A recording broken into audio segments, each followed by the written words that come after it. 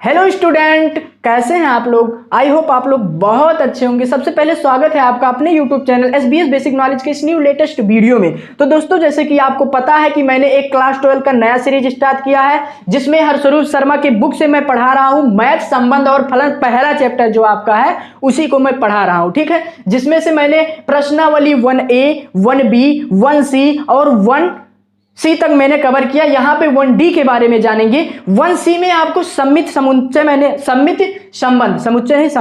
सम्मित संबंध मैंने आपको बता दिया है, ठीक है। यहां पे हमारा होने वाला है स्वातुल्य संबंध। स्वातुल्य संबंध क्या होता है? रिफ्लेक्सिव रिलेशन आपका क्या होता है, यही आपको समझना है। यहां पे मैंने इसका डिफिनीशन लिखा है, लेकिन इस डिफिनीशन को मैं लिखा हूं, अगर आप इसको पढ़ेंगे तो आपको कुछ नहीं समझ में आने वाला है। देखिए क्या, समुच्चय ए पर संबंध R इस प्रकार हो कि A का प्रत्येक अवयव स्वयं से R द्वारा संबंधित हो तो स्वातुल्य स्वातुल्य संबंध कहलाता है, ठीक है। तो यहां पे देखिए, आपको इसमें ज्यादा क्लियर नहीं हो पाया होगा। देखिए, मैं एग्जांपल से बताता हूं आपको, तब आपका क्लियर हो जाएगा। अभी कुछ ऐसा होना चाहिए इसमें स्वातुल्य समुच्चय में। स्वातुल्य का मतलब क्या है यार? स्वातुल्य का मतलब यानी स्वयं, और तुल्य का मतलब स्वयं की तरह, ठीक है। अगर स्वयं की तरह आपको मिल जाए, उसमें देखिए सम्मित में आपको भाव निकालना रहता था, दोनों के बीच भाव निकालना रहता था। अगर भाव निकलेगा तब होगा, लेकिन उसमें समान होना चाहिए दोनों। अगर मान लीजिए ये लड़की है तो इसको भी लड़की होना चाहिए, यानी समान होना चाहिए, उसमें भाव नहीं निकलना चाहिए।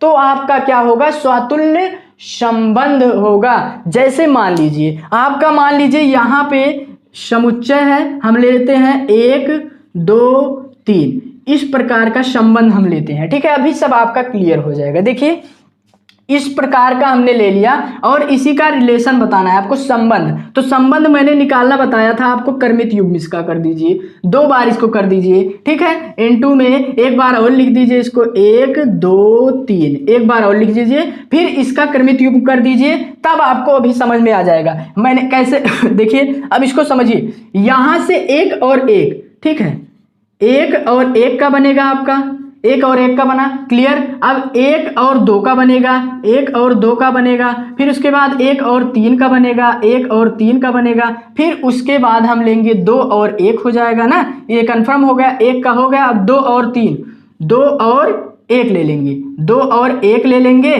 फिर उसके बाद 2 और 2 ले लेंगे, 2 और 2 ले लेंगे, ठीक है। अभी सब कुछ क्लियर हो जाएगा, बने रहिए बस। 2 और 2 ले लिए, अब 2 और 3 ले लेंगे, 2 और 3 ले लेंगे, फिर उसके बाद अब 3 बचा है, 2 का कहानी खत्म। अब 3 और 1 लेंगे, यहां पे लेते हैं 3 और 1 ले लिया, ठीक है। उसके बाद हम क्या ले लेंगे? 3 और 2 ले लेंगे, 3 और 2 ले लिया, चलिए ठीक है। अब उसके बाद क्या ले लेंगे? 3 और 3 ले लेंगे, 3 और 3 ले लेंगे। ये आपका बन गया इसका रिलेशन, ठीक है। इसका रिलेशन कुछ इस प्रकार से बन गया आपका, ठीक है। कुछ इस प्रकार से इसका रिलेशन आपका हो जाएगा।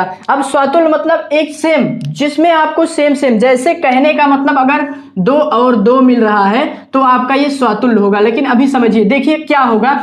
अब यहां पे इसका रिलेशन दिया है, तो यहां पे जो x y का मान सेम मिल रहा है, अगर वो सेम मिल रहा होगा तो आपका स्वातुल्य है, नहीं तो नहीं है। देखिए भाई, यहां पे 1 और 1, कहने का मतलब 1 2 3 तक आपका है, 3 तक है, आपको 3 तक सेम मिलना चाहिए, सेम मिलना चाहिए अवयव, x भी y भी। वैसे इसमें क्या होता है? x रिलेशन x होता है, क्या होता है? x रिलेशन x होता है। लेकिन आपको बात ध्यान देना है, यहां पे x y होगा तो x इसको मानेंगे, ठीक है। x और x मानेंगे, क्योंकि x का रिलेशन x से करना है, समान का रिलेशन समान से। अगर भाई गाय है तो गाय होना चाहिए, भैंस है तो भैंस, साइकिल है तो साइकिल होना चाहिए, यानी समान होना चाहिए। स्वातुल्य मतलब एकदम से क्या होना चाहिए? दोनों तरफ समान होना चाहिए रिलेशन, वही आपका क्या होता है? स्वातुल्य होता है। जी हाँ फ्रेंड्स, वही आपका क्या होता है? स्वातुल्य होता है। चलिए देखते हैं यहाँ पे, जैसे मान लीजिए 1 और 1, देखिए यहाँ पे समान मिल गया,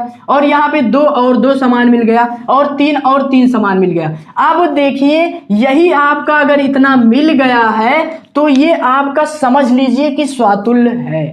क्या है, स्वातुल्य है। आपको इस अवयव से मतलब नहीं है, ये बस आपको तीनों मिलना चाहिए जिससे आपका रिलेशन बना है। एक एक, दो दो, तीन तीन, तीन ही अवयव हैं, तीन का रिलेशन आपको समान मिल जाए तो आपका क्या होगा, स्वातुल्य होगा। तीन का रिलेशन अगर आपको समान मिल जाए तो आपका स्वातुल्य होगा, नहीं तो स्वातुल्य नहीं होगा। और इसके अलावा भी अगर कोई मिल रहा है आपको तो कोई घबराने वाली बात नहीं है, वो तब भी स्वातुल्य आपका कहलाएगा। ठीक है, समझ में आया कि नहीं, बिल्कुल आ गया। देखिए तो रिलेशन हमने इस प्रकार से लिया और इसमें बताया स्वातुल्य मतलब समान होना चाहिए। स्वातुल्य मतलब क्या होना चाहिए, समान अवयव दोनों तरफ होना चाहिए। यहाँ पे देखिए यक्ष और यक्ष इसमें क्या है, समान अवयव है। ठीक है, तो यही होना चाहिए। और उसके अलावा देखिए दो, एक दो है तो इसमें आपको घबराने वाली बात नहीं। अगर आपको ये तीनों मिल जाए तो इसमें से उसके अलावा चाहे जितना भी मिले आपको इसमें कोई भी डाउट नहीं होना चाहिए। आप तुरंत वहां पे स्वातुल्य मार के टिक चले आइए, कोई दिक्कत नहीं होने वाला है। ठीक है, आई होप आपका ये क्लियर हो गया होगा। चलिए अभी हम क्वेश्चन को जब करेंगे ना तो आपका बहुत बेहतरीन तरीके से क्लियर होगा। ठीक है, चलिए क्वेश्चन को करते हैं। चलिए दोस्तों देख लेते हैं, अगर जो आपका डाउट हो गया होगा, बचा होगा कि स्वातुल्य संबंध क्या है, अभी तुरंत आपका क्लियर हो जाएगा। ठीक है, चलिए यहाँ पे पहला क्वेश्चन क्या दिया है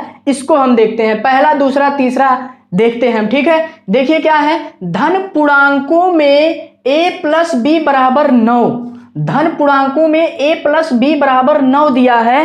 तो यहां पे आप बात ध्यान दीजिए, ये आपका b दिया है तो हमने ये बताया है यहां पे रिलेशन जो होगा यक्ष और यक्ष से होगा। ठीक है, तो उसी प्रकार a रिलेशन a होना चाहिए या फिर b रिलेशन बी होना चाहिए। लेकिन यहाँ पे क्या दे दिया है भाई, ए प्लस बी यहाँ पे दे दिया, यानी यहाँ पे बी नहीं आपको ए रखना है। यहाँ पे आपको कंफ्यूज करने के लिए बी दिया है, आपको यहाँ ए रखना है क्योंकि आपको रिलेशन इसका पूरा आपका ये जो है यहाँ पे पता चल गया है कि यक्ष से रिलेशन यक्ष होना चाहिए, उसी प्रकार ए का रिलेशन ए से होना चाहिए, ना कि यहाँ बी होना चाहिए। ठीक है दोस्तों, यहाँ पे बी आपका नहीं होना चाहिए। चलिए जैसे देखते हैं, हम इसको समझते हैं, इस क्वेश्चन को करते हैं। यहां पे लिखा है धन पूर्णांकों में, कहने का मतलब धन पूर्णांकों में इतना होना चाहिए इसका, यानी अगर हम इसको निकालेंगे तो धन पूर्णांक आना चाहिए। कैसे, चलिए देखते हैं। यहाँ पे देखिए दोस्तों, यहाँ पे आपको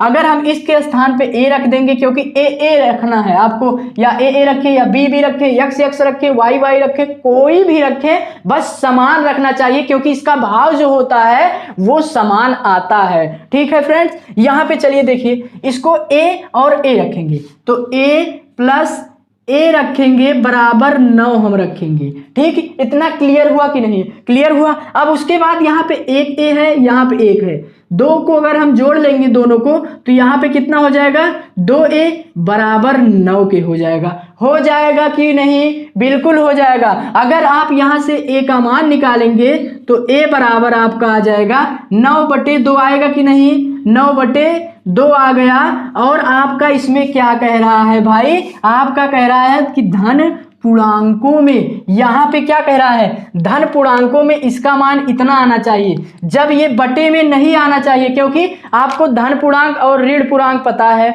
जब ऋण पूर्णांक में कोई बटे में नहीं होता है, पूर्णांक मतलब पूरा अंक होता है, पूर्ण अंक। यहाँ पे इसका संधि विच्छेद अगर आप करेंगे, पूर्ण अंक, पूर्णांकों यानी पूर्ण अंक आपका आना चाहिए। ठीक है, पूर्ण अंक आपका आना चाहिए, ना कि आपका 9/2, यानी ये तो आधा या फिर उससे ज्यादा है, यानी आपको क्या आना चाहिए, यहाँ पे पूर्ण अंक आना चाहिए। पूर्ण अंक नहीं है, ये बटे में है, इसीलिए आपका स्वातुल्य नहीं हो सकता है। इस क्वेश्चन के अकॉर्डिंग जो इसमें पूछा है, लिखा है धन पूर्णांकों में, और ये धन पूर्णांक नहीं आ रहा। धन पूर्णांकों में a प्लस b बराबर 9, तो इसको मैंने सॉल्व किया, यहाँ पे 9/2 आ रहा है, यानी ये धन पूर्णांक नहीं है। पूर्णांक मतलब पूर्ण अंक होना चाहिए और धन प्लस में होना चाहिए। ठीक है, तो ये आपका क्या है, स्वातुल्य संबंध नहीं है, स्वातुल्य संबंध नहीं है। क्लियर हुआ कि नहीं दोस्तों? क्लियर हुआ? बिल्कुल ठीक है, आप यहाँ पे इसको समझ चुके होंगे। अब देखिए, अगर यही चीज आपको पूछा जाए कि सममिति है कि नहीं है, तो हमने बताया था कि इस प्रकार से क्वेश्चन दिया था, ये सममित हो सकता है, क्योंकि अगर ए का मान रखेंगे और बी का मान कुछ रख देंगे तो यहाँ पे इसको पलटेंगे तब भी प्लस करने पर 9 ही आएगा। ठीक है, फिर भी प्लस करने पर 9 ही आएगा, यानी ये सममिति है लेकिन स्वातुल्य नहीं है। समझ में आया कि नहीं? चलिए उसी प्रकार हम क्वेश्चन नंबर 2 को देख लेते हैं। इसमें क्या कह रहा है भाई? इसमें है पूर्णांकों के लिए संबंध का घन है, यानी पूर्णांकों के लिए संबंध इस प्रकार बनाना है कि उसका घन होना चाहिए दोस्तों। ठीक है, उसका घन होना चाहिए। यहां पे देखिए, जैसे मान लीजिए इस चीज को हम दिमाग में रख के चलेंगे, यक्स रिलेशन यक्स से है। ठीक है, यहां पे अगर हम यक्स में कोई पूर्णांक रख देंगे, मान लीजिए यहां पे 2 रखा और इसका घन करेंगे तो यहां पे पूर्णांक मान लीजिए यहाँ पे 8 रख दिया। ठीक है, यहाँ पे हमने 8 रख दिया तो यहाँ पे 2 का घन 8 तो आएगा, लेकिन अगर हम इसी प्रकार यहाँ पे इसको कर देंगे, क्योंकि वहां पे दोनों तरफ से समान होना चाहिए, है ना। अगर हम मान लीजिए 8 को रिलेशन करेंगे 2 3 से, तो क्या 8 इसका घन आएगा, मतलब 8 का घन यही आएगा दोस्तों? नहीं आएगा, यानी ये भी आपका क्या है? स्वातुल्य संबंध नहीं हो सकता है। क्लियर हुआ कि नहीं हुआ? ये क्या है आपका? स्वातुल्य संबंध नहीं है, स्वातुल्य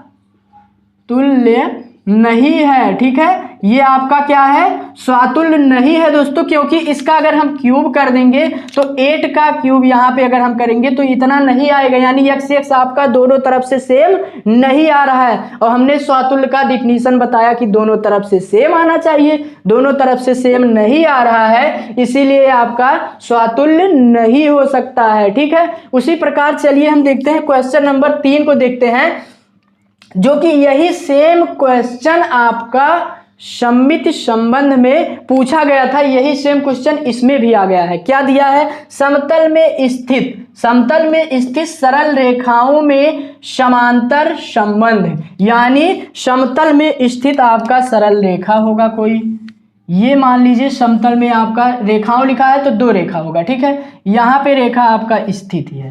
ठीक है, तो यहां से आप बात ध्यान दीजिए, इसको हम मानेंगे यक्स, इसको मानेंगे यक्स, दोनों तरफ से ये सेम भाव प्रकट हो, भाव नहीं इसमें बताना है, दोनों तरफ जो है ये सेम होगा। ठीक है, दोनों, यानी अगर हम इसको इधर रख दें, इसको इधर रख दें, तब भी ये सेम आ रहा है, यक्स का रिलेशन यक्स दिखा रहा है, तो आपका क्या है? ये स्वातुल्य संबंध है, यानी यक्स रिलेशन, देखिए यक्स रिलेशन यक्स आपका दिखा रहा है, यानी ये क्या है? आपका स्वातुल्य संबंध ये भी है आपका। और सममित भी हो सकता है, सममित में ये कहता है कि एक्स वाई हो और बराबर वाई एक्स हो जाए, तो ये एक्स वाई होता है, वाई एक्स हो जाता है, ये सममित भी आता है और स्वातुल्य में भी आएगा, क्योंकि अगर एक्स एक्स इसको मान ले तो एक्स एक्स वही सेम चीज है, दोनों तरफ से सेम चीज प्रकट हो रहा है, दोनों तरफ सेम चीज आ रहा है, यानी आपका क्या है? स्वातुल्य है, ये स्वातुल्य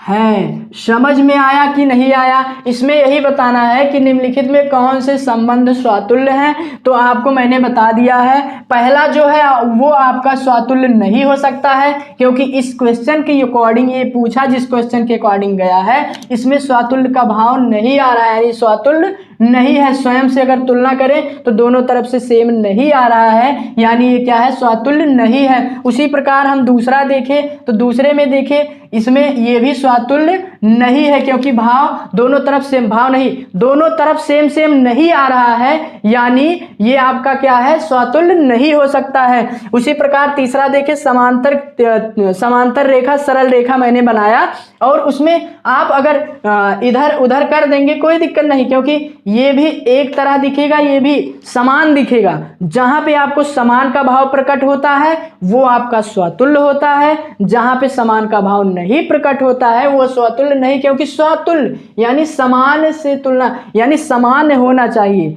ठीक है, आई होप आपको ये वाला क्लियर हो गया होगा तीसरा। अब चलते हैं हम कुछ क्वेश्चन और हैं, उसको देख लेते हैं चौथे क्वेश्चन की तरफ। दोस्तों हम देख लेते हैं चौथा और पांचवा क्वेश्चन, उसके बाद एक क्वेश्चन और है, अभी हम उसको लिख के उसको भी समझाएंगे। सबसे पहले चौथा और पांचवा क्वेश्चन देख लीजिए। इसमें बताना है कौन सा संबंध स्वातुल्य है। इसमें क्या कह रहा है, समतल में स्थित त्रिभुजों में समरूप संबंध, इसी प्रकार सममित में भी दिया गया था, इसमें भी दिया है। चलिए हम इसको समझ लेते हैं। समतल में स्थित त्रिभुजों यानी दो या उससे अधिक त्रिभुज होंगे। जैसे मान लीजिए यहाँ पे अब क्या कह रहा है, समरूप यानी समान रूप का होना चाहिए। लेकिन इसमें क्या स्वातुल्य को आपको बात ध्यान रखते हुए रखना है, ठीक है।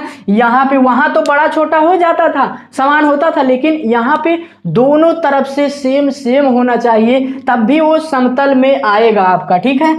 समरूप आएगा, समरूप आपको आएगा, ठीक है। यहाँ पे मान लीजिए ये आपका त्रिभुज हो गया, ठीक है, ये आपका त्रिभुज हो गया और ये आपका त्रिभुज हो गया, ठीक है। ये आपका त्रिभुज, दोनों जब तक सेम नहीं होंगे, यक्स यक्स मानिए इसको, ठीक है, यक्स यक्स। उसमें क्या था, सममित में क्या था, अगर ये बड़ा हो गया तब भी समरूप होता था, लेकिन अगर ये बराबर है तब भी ये समरूप होता है। लेकिन अगर इसमें कोई बड़ा ले लिया जाए, मान लीजिए एक हम बड़ा ले लेते हैं, इससे बड़ा लेते हैं, ठीक है, तो हमें इस पे बात ध्यान नहीं देना है। अगर ये आपका दो मिल गया, अगर इसमें स्वातुल्य में आपका दो मिल गया, समान समान मिल गया, यक्स यक्स आपको मिल गया, तो भी आपको कितना भी हो उसको ध्यान नहीं देना है। किस प्रकार, इसी प्रकार से ये आपका क्या है, इसका कोण आपका समान होना चाहिए। भुजा भी मान लीजिए ये दो है, इसका भी दो होना चाहिए, ये दो है इसका भी दो, ये दो है इसका भी दो, ये दो है इसका भी दो, सबका भुजा समान होना चाहिए। कहने का मतलब अगर इसका दो है तो इसका भी दो होना चाहिए, और इसका दो है तो इसका भी दो होना चाहिए, इसका दो है तो इसका भी दो होना चाहिए। इसमें 60 अंश है, इसमें 60 अंश, यानी सभी दोनों तरफ से समान समान होना चाहिए, तो आपका स्वातुल्य होगा, ठीक है। तो आपका क्या होगा, स्वातुल्य होगा। तो इसमें से समरूप में आ सकता है। समरूप कहने का मतलब समरूप में दोनों तरफ से समान अगर आए तब भी वो समरूप कहलाता है, ठीक है। यानी ये आपका क्या है, स्वातुल्य है। ये आपका क्या है भाई, स्वातुल्य में आ जाएगा, ठीक है। ये आपका क्या है, यहां पे हम लिख देते हैं, ये स्वातुल्य है, ठीक है। क्लियर हुआ कि नहीं, ये भी आपको समझ में आया कि नहीं, बिल्कुल आ गया होगा। समरूप में भाई क्या होता है, समरूप में आप चाहे छोटा लिखिए चाहे बड़ा लिखिए, समरूप तो होता है, लेकिन स्वातुल्य के हिसाब से चलना है ना। तो दोनों में सेम भी अगर होता है त्रिभुज, तब भी आपका समरूप कहलाता है। बिल्कुल सेम होता है तब भी आपका समरूप आता है। तो इसमें सेम आएगा तभी हो सकता है। स्वातुल्य क्यों कह रहा है, क्योंकि कह रहा है, ठीक है, ठीक।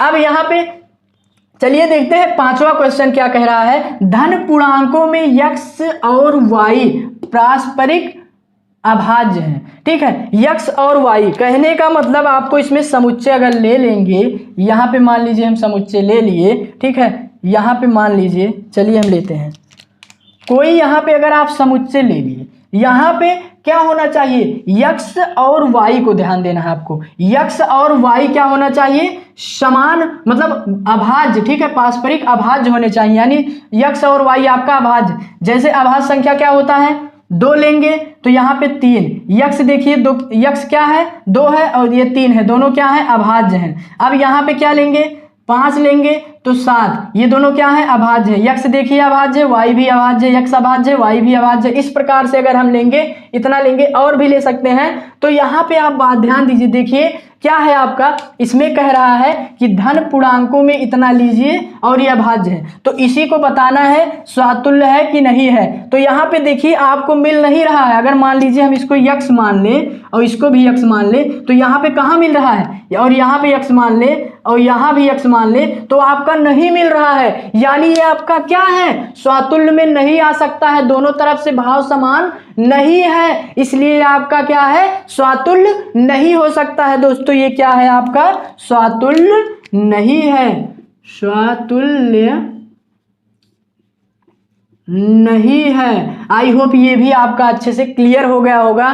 चलिए अब हम नेक्स्ट क्वेश्चन देख लेते हैं, क्वेश्चन नंबर 6। एक क्वेश्चन और बचा है, उसको देख लेते हैं, इसका आप स्क्रीनशॉट ले लीजिए। चलिए अब हम देखते हैं क्वेश्चन नंबर 6 को। तो चलिए दोस्तों क्वेश्चन नंबर 6 को हम देख लेते हैं। इसमें क्या कह रहा है कि संबंध स्वातुल्य है, यही आपको बताना है कि नहीं है। चलिए पढ़ते हैं। सिद्ध कीजिए कि समुच्चय 1 2 3, ये समुच्चय दिया है, इसका रिलेशन भी आपको दे दिया है, पूछा है द्वारा प्रदत्त, ठीक है, द्वारा प्रदत्त संबंध जो है आपका स्वातुल्य है या नहीं है, आपको ही बताना है, ठीक है। तो देखिए ये आपका संबंध दिया है, रिलेशन। जैसे कि आपको मैंने पहले ही बताया, कुछ संबंध अगर आपको दे दिया जाए यहाँ पे रिलेशन, जैसे मान लीजिए हम यहाँ पे आपको समझाते हैं, यहाँ पे आपका रिलेशन दे दिया, ठीक है, 1 2 3 1 2 3 ये दे दिया। अगर इसका रिलेशन इसके साथ कर देंगे तो आपका, और इसका रिलेशन इसका, तीनों का रिलेशन अगर सबके साथ में कर देंगे, इसका इसके तीनों का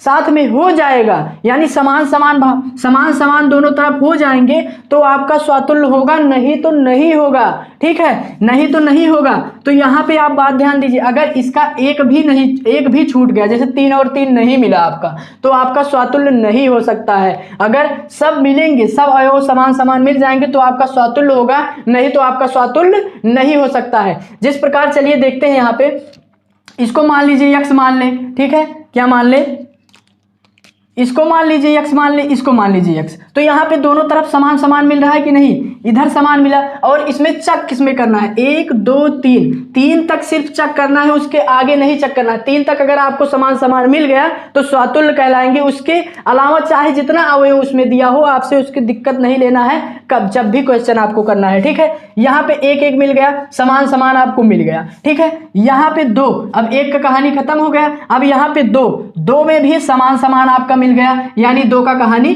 खत्म। यहाँ पे 3 में भी दोनों तरफ से समान, इसको x मानेंगे, इसको x मानेंगे, इसको x मानेंगे, इसको x मानेंगे, दोनों तरफ से समान मिल रहा है, ठीक है।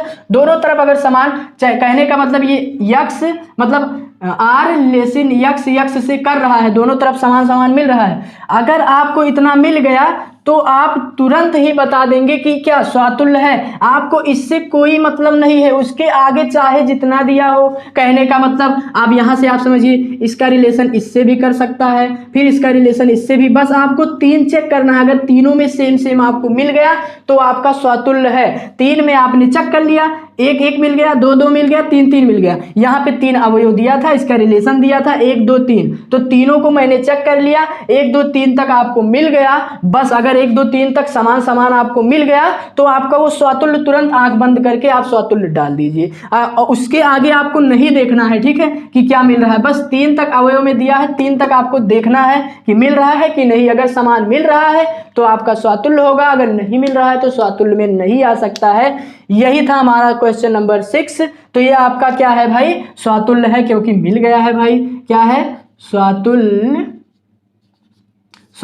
है, आपका स्वातुल्य में आ जाएगा, क्योंकि x r से रिलेट कर रहा है, x जो है ये रिलेट कर रहा है, दोनों तरफ से समान भाव आपका आ रहा है। इसमें और भी अवयव दे सकते हैं, उस पर आपको नहीं बात ध्यान देना है। बस 3 तक, अगर 3 तक समुच्चय में पूछ लिया तो 3 तक समान मिलना चाहिए, मिल जाएगा तो आपका क्वेश्चन सही है, नहीं मिलेगा तो आपका स्वातुल्य नहीं है, ठीक है। आई होप आपको आज का वीडियो बहुत ही अच्छा लगा होगा। तो दोस्तों इतनी मेहनत के बाद एक लाइक बनता है। और हाँ दोस्तों, फिर से मैं रिक्वेस्ट करना चाहूँगा, अगर आपको वीडियो पसंद आया हो तो वीडियो उन लोगों तक शेयर कीजिए दोस्त, जो कि गरीब हैं और पढ़ नहीं सकते अच्छे से, क्योंकि गरीबी का मतलब वही जान सकता है जो गरीब है, ठीक है। और बाकी कोई नहीं जान सकता यार। हम बता रहे हैं आपको, कुछ गरीब का कुछ लाइन दे रहे हैं आपको। देखिए क्या होता है, अगर कोई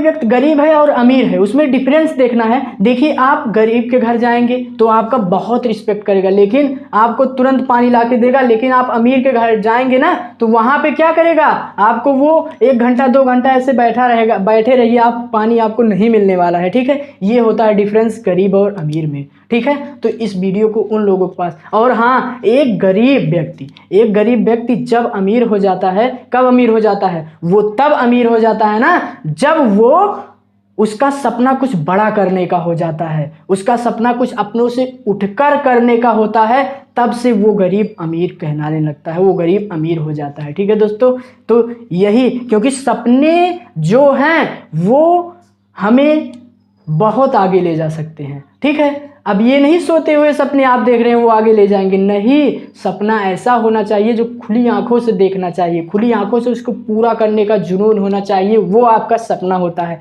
तो दोस्तों आज के लिए वीडियो बस इतना ही। आई होप आपको ये वीडियो बहुत अच्छा लगा होगा। अगर ये वीडियो आपको अच्छा लगा है तो लाइक कीजिए, और अभी तक नहीं किया है चैनल को सब्सक्राइब तो चैनल को सब्सक्राइब कर लीजिए। मिलते हैं किसी और नेक्स्ट वीडियो में, इंटरेस्टिंग वीडियो में, तब तक के लिए जय हिंद, वंदे मातरम।